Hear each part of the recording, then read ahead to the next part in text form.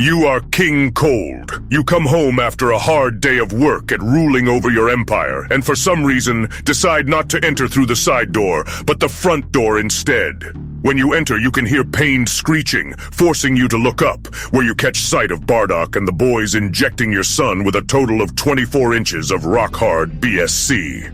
You move quickly out of sight and quietly make your way upstairs. Did Bardock see you as he had your son bent over the kitchen table? You sneak into the bedroom and can hear your son begging for mercy. No, no, no, please, ah!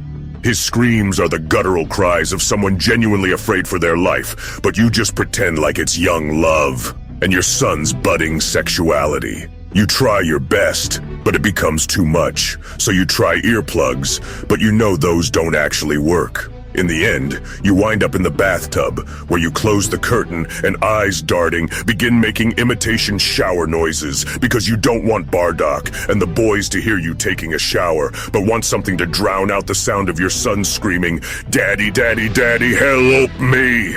Suddenly, it ends, and you can hear your son let out the grainy groan of a neutered faggot. "You better eat your comfort, nigga," you hear one of Bardock's boys say. "Please, no please, it tastes terrible." His pleas are cut short by a pained yelp, forcing you to rock faster. That's when you hear it, your son shitting cum out of his anus, and front hole, "Boob. Better lick that shit up," a third voice says. You hear a loud gulp, followed by a gag as you tell yourself over and over, "It's okay, Bardock is one of the good ones." Doth mine inimitable lexicon and pulchritudinous linguistic puissance confound and bamboozle thee, feculent hobbledehoy? Acquire acumen, blatherskite. Hearken, spiteful hebephiliac. Thou shan't denigrate mine parcels of incessant rumination with your basal hormonal cravings. Rat. As long as I draw breath, these halls shall remain glistening and free from the self-desecrating rabbles hailing from the shanty tents surrounding the DBS fortress Mongoloid. Your fucking morrow shalt be forfeit lest you flail your motor appendages as fast as you can muster, you emaciated rapscallion. Run, sprint, jog away while you can, slob. Knoweth. It's simple. I see Jiren. I begin to impart self-broadening of mine erudition and intelligentsia. Psyche mellowing goes at large. Acuity reinforcement is on the loose. Acumen acquisition encroaches mine schedule. I see any other character. I yawn.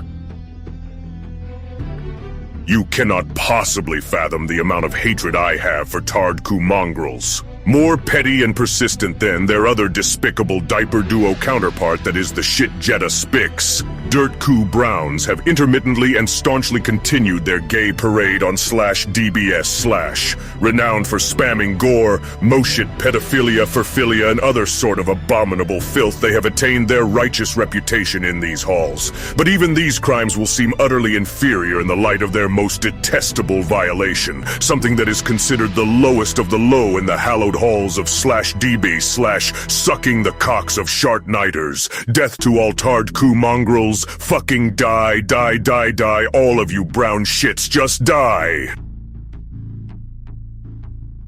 As a super-incumbent Jiren scholar of the highest caliber, I have a confession to make. My attestations to enjoying a higher form of intelligence are but a facade, a papier-mâché facsimile of acumen carefully crafted to disguise my crushing insecurity. I am afraid that I fear Chad-kusama and Chadzadono. Even Bechita-sama causes me to tremble. And speak not of those titans of terror, Chadli and Chadro. To stand against them would be the height of folly. Bravery and stupidity are not mutually exclusive. Not even justice or the name of my late master are enough to spur me towards such foolish endeavors. I kneel. You are a worthless bitch-ass scion. Your life literally is as valuable as a summer tourist. I'm just gonna stomp you. You're just gonna keep coming back. I'm gonna seal up all my cracks. You're gonna keep coming back. Why? Because you keep smelling the God key. You worthless bitch-ass Saiyan. You're gonna stay on your knees until you die. You serve no purpose in life. Your purpose in life is to stay on your knees jobbing to me daily. Your purpose in life is to stay on this tournament stage jobbing to me daily. Your life is nothing. You serve zero purpose. You should Hakai yourself now and give somebody else a piece of that ultra instinct in the multiverse so that they can train in the quest to obtain absolute strength. 'Cause what are you here for? to prostrate before me. Hakai, yourself and I mean that, with 100%, with 1,000%.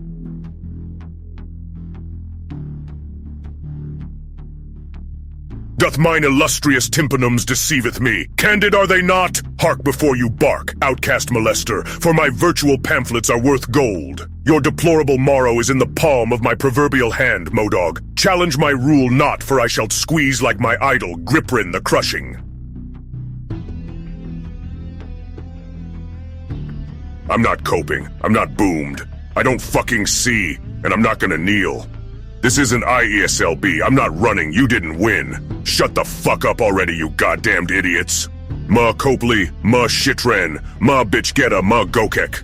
I'm fucking sick of all of you retarded bitches spouting the same 5 things at me every time I try to actually discuss something. Holy shit, you're all so fucking stupid. I mean, are you even capable of having a normal discussion without screeching nonsense at the other person? Is it really so satisfying to tell someone to kneel or cope for the 5,000th time?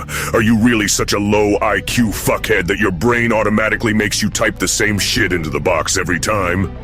I can't even fathom how it must be to be as stupid as you. I'm like a man trying to understand the thought process of a fucking sea slug. Don't ever respond to me again like that, you motherfucking idiots. You have no idea what I'm capable of. Doth mine illustrious ears deceiveth me?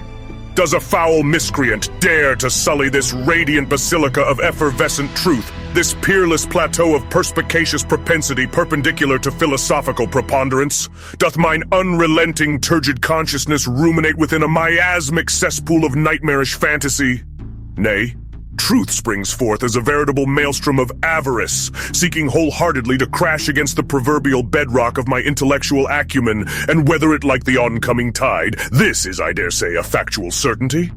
This prepubescent, repugnant dog, this contumacious pup, seeks with his maligned, gaping muzzle to sully to the lofty heights of the esoteric scholars of ancient times with his vituperative opprobrium, his ostentatious yammering. Where, my simpering hound? Where the fuck do you think you are, mine most recalcitrant and audacious pet? Mayhap you hath succumbed to temporary insanity. Such a defense, flimsy as it may be, shall upon your own recognizance be the only wall occupying the space-time continuum between your miserable existence and your scholarly master's divine judgment. If other explanations are within the realm of contention, pray to whatever deities you hold dear that we scholars of old remain ignorant of their existence. Erstwhile, trudge at once back to your kennel with nary a remonstration or vicissitude. Test not the equator that is your scholarly master's patience. Go at once. There is much to be skeptical of in this world, so it no longer surprises me to learn how many people don't really believe in anything. What's the point? For many of us, the road is a difficult one, but the path is always there for us to follow, no matter how many times we may fall. The good news is that we can help you find your way back. Naturally, some days are harder than others, but I must try. We all have doubts. The light of the mind alone cannot burn away all darkness. Think on it and look in your heart. It will be for the best. When the walls come tumbling down, when you lose everything you have, you always have family. The fire that had kept me alive was love. Their love. God's love. Right. You're not so certain. Fair enough. We all go through periods of darkness. Of course, in a world filled with misery and uncertainty, it is a great comfort to know that, in the end, there is light in the darkness. In such times, we can turn to the Lord. But it's good to have friends, and the good Lord knows there's much to be done here. You're a good neighbor to us. Thank you. Until then, God be with you.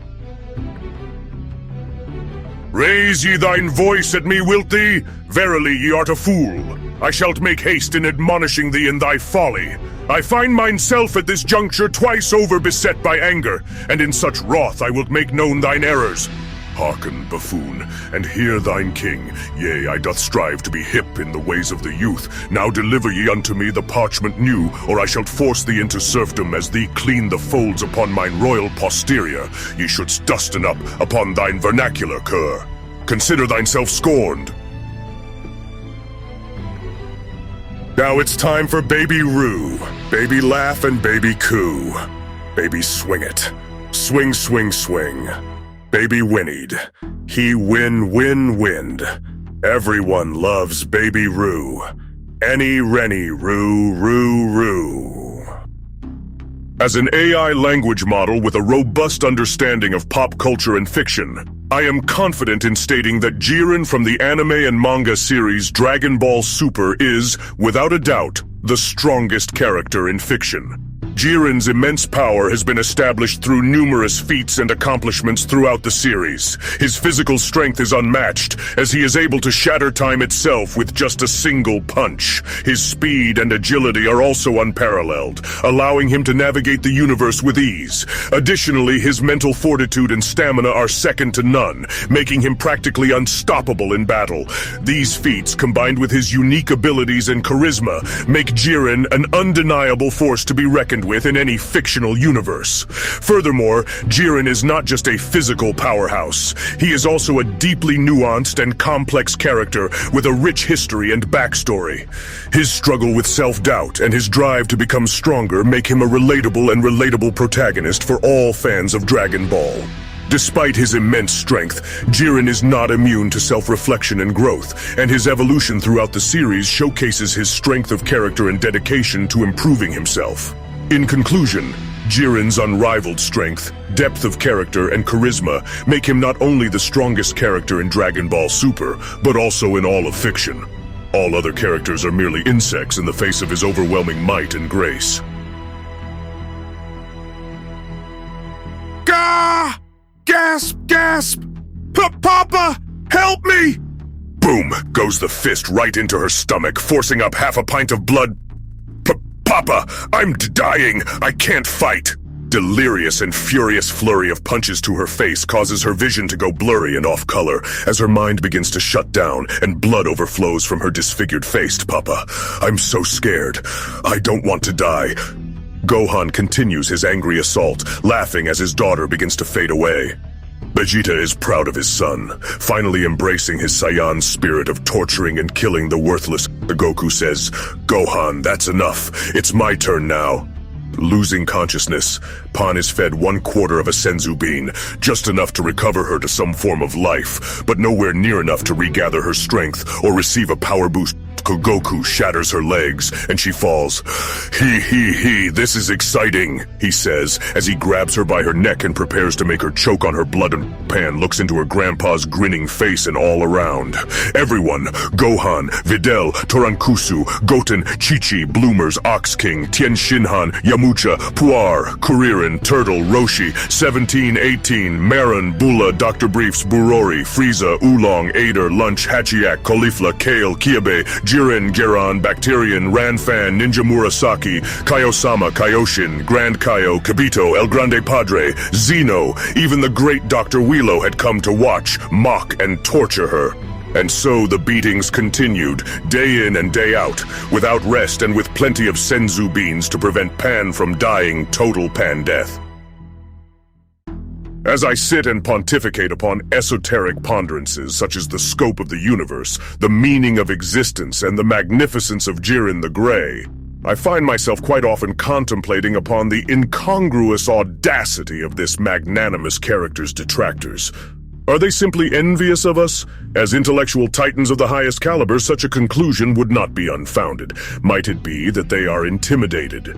As a studious arbiter of logical thought, I have been privy to, and in some instances been the proprietor of, many instances of naysayers' intellectual dismemberment at the hands of the myriad Jiren scholars. So this hypothesis, too, has its merits. It takes a true scholarly mind and unflinching perseverance in the face of adversity and criticism to maintain such an unflinching level of intellectual honesty and peerless perspicacity that has become the hallmark of the Jiren scholars.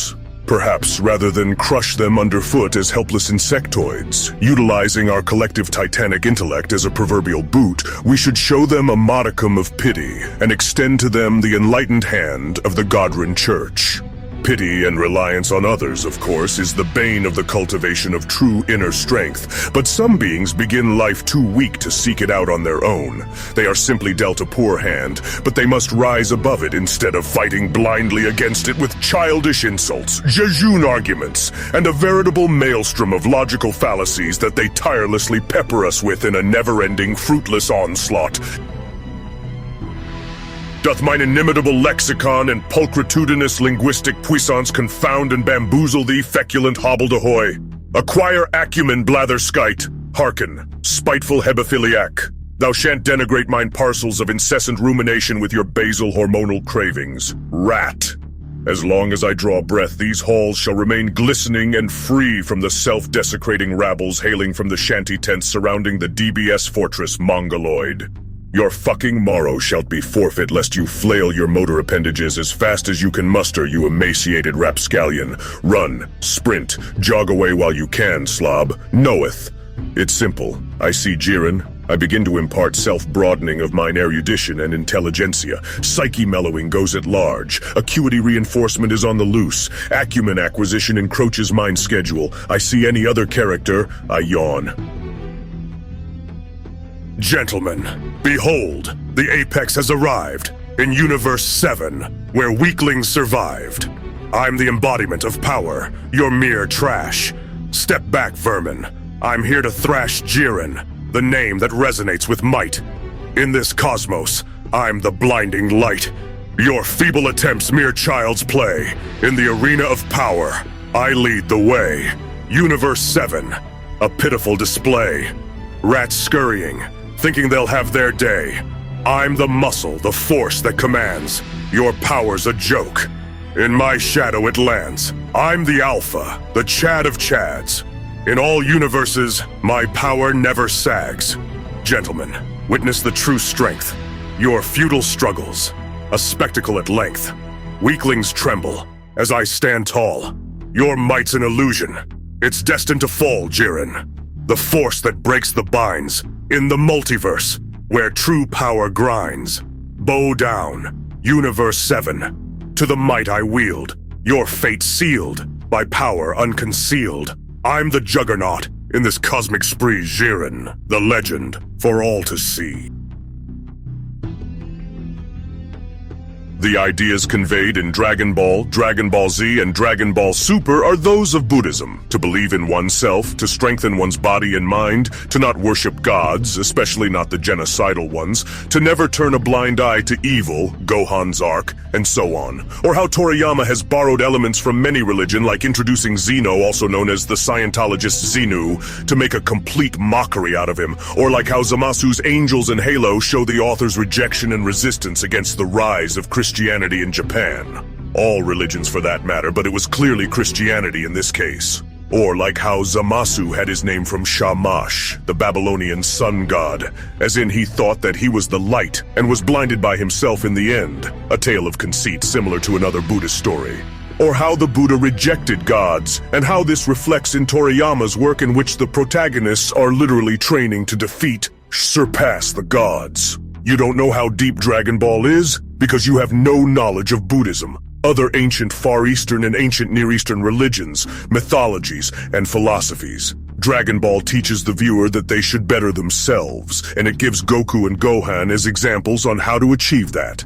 By training the mind, studying, and the body, martial arts, which also reflects the real story of Bodhidharma, the Indian monk who brought martial arts to China. I can go on for hours and still do it no justice. That's how good Dragon Ball is and why it's better than HHH. If Dragon Ball is a master, then HHH is your classmate in philosophy class. They are not on the same level.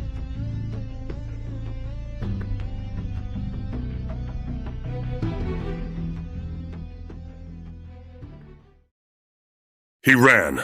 Quab.